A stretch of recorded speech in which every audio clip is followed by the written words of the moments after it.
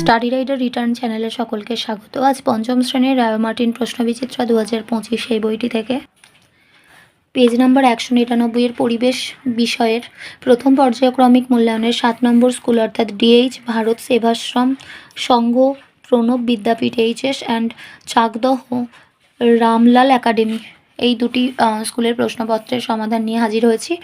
একের দাগে সঠিক উত্তরটি নির্বাচন করে লেখো। এক হৃৎপিণ্ডের শব্দ বোঝা যায় যে যন্ত্রের সাহায্যে, তা হলো স্টেথোস্কোপ। ওআরএস বানাতে কোনটি লাগে? নুন, চিনি এবং জল। রক্তাল্পতার কারণে নোকটা ফ্যাকাশে হয়ে যেতে পারে, নোকের মাঝখানটা চামচের মতো উঁচু হয়ে যেতে পারে, দুটোই হবে, ক এবং খ উভয়ই। অস্থি মজবুত করার জন্য আমাদের দরকার ক্যালসিয়াম। ত্বকে রোদ লাগালে তৈরি হয় ভিটামিন ডি। বক্রেশ্বর তাপবিদ্যুৎ কেন্দ্র বীরভূম জেলায় অবস্থিত। দুয়ের দাগে শূন্যস্থান পূরণ করো। এক, ত্বকের ওপরের স্তরে রক্ত থাকে না। দুই, অতিবেগুনি রশ্মি ত্বকের ক্যান্সার ঘটায়। তিন, মেলানিন নামের একটা জিনিসের জন্য চামড়ার রং কালো হয়। ডিওটি হলো যক্ষা রোগের চিকিৎসা পদ্ধতি। ছৌ নাচের জন্য বিখ্যাত পুরুলিয়া জেলা। দুটি হাড়ের জোরকে অস্থিসন্ধি বলে। আমাদের শরীরের বর্ম হলো চামড়া।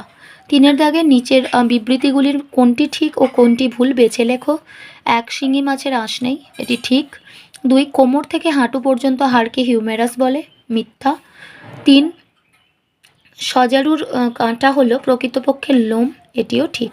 চারের দাগে রয়েছে নিচের প্রশ্নগুলির একটি বাক্যে উত্তর দাও। এক, চৈতন্যদেব কোন জেলায় জন্মগ্রহণ করেন? নদিয়া জেলায় জন্মগ্রহণ করেন।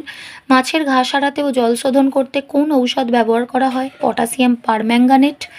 দুটি শিকারি পাখির নাম লেখো, বাজ পাখি এবং ঈগল। পাঁচের দাগে রয়েছে নিচের প্রশ্নগুলির উত্তর দাও। এক, বাঁওড় কি? নদী বাঁকের কিছুটা অংশ নদী থেকে আলাদা হয়ে বদ্ধ জলাভূমিতে পরিণত হয়, এই জলাভূমিকে বাঁওড় বলে। কি করে বোঝা যায় যে যক্ষা হয়েছে? যক্ষা হওয়ার লক্ষণ: এক, প্রথম বিকেলে জ্বর হয়। দুই, রাতে প্রচুর ঘাম হয় এবং শ্বাসকষ্ট দেখা দেয়। তিন, সকালে ঘুম থেকে ওঠার পর টানা কফ উঠতে থাকে। চার, খাবারে অরুচি, বুকে ব্যথা হয়। পাঁচ, অসুখ বাড়লে কাশির সঙ্গে কাঁচা রক্ত ওঠে। ছয়, দেহের ওজন ক্রমশ কমতে থাকে। পুকুরের জল পরিষ্কার রাখার জন্য পুকুরের পাড়ে কি কি লেখা সতর্কীকরণ বোর্ড লাগাবে?